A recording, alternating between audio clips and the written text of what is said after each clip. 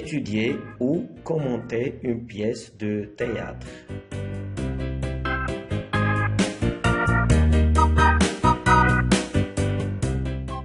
Étudier et commenter un passage d'une pièce de théâtre ou l'œuvre toute entière lors d'un examen oral ou écrit nécessite la préparation de certaines informations qui constituent une fiche de lecture de l'œuvre, à savoir les références de la pièce, les caractéristiques du langage et du texte, l'énonciation ou la communication, l'action et l'intrigue, le temps et l'espace.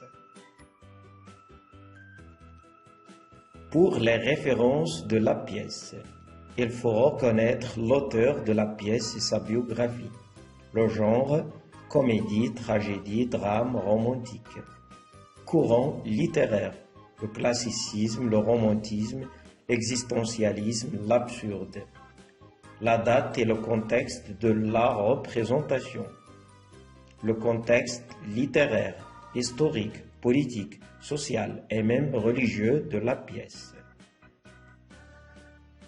Le titre. Quel est l'intérêt du titre et sa signification? Le nom éponyme de l'œuvre. Le titre est simple, significatif ou ordinaire. La préface ou les préfaces. La forme de la pièce, le nombre d'actes, d'intermèdes, les divisions scéniques.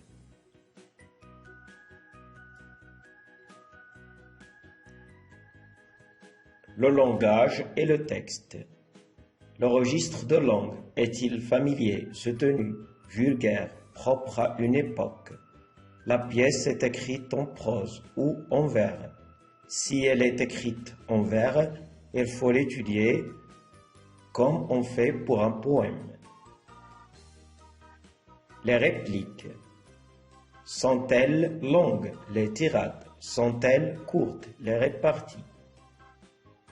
Les champs lexicaux qui dominent, champ lexical de la mort, de la guerre, de l'argent, de l'amour.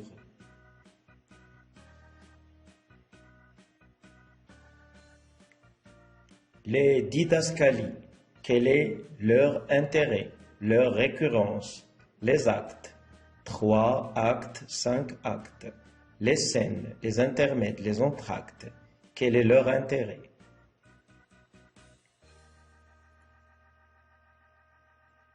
La communication. L'énonciation au théâtre marque la multiplicité des voix.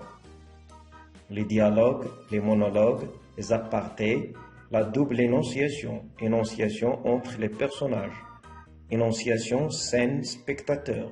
Le public est impliqué par le biais des apartés. Les tirades, les réparties. Maintenant, l'action théâtrale. Les personnages.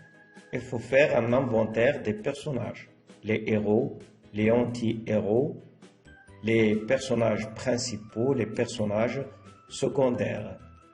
Leur nom, le nom est-il significatif ou ordinaire? Le rang des personnages.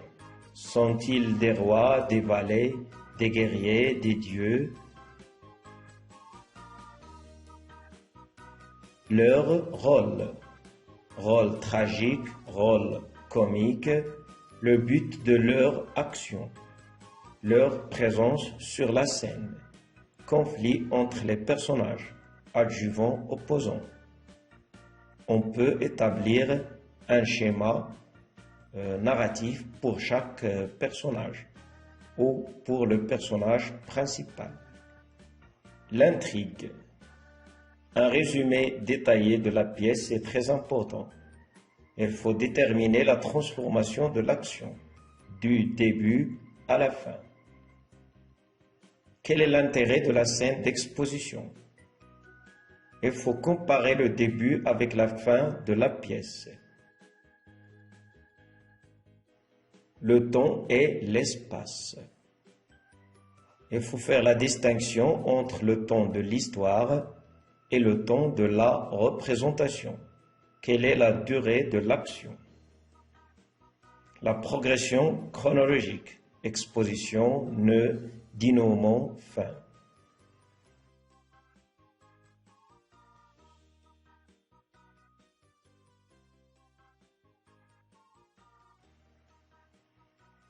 Le lieu.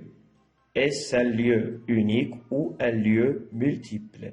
Les décors. Quel est le rapport entre le lieu scénique et le lieu réel? Le lieu et le temps dans les didascalies. Et enfin, la mise en scène.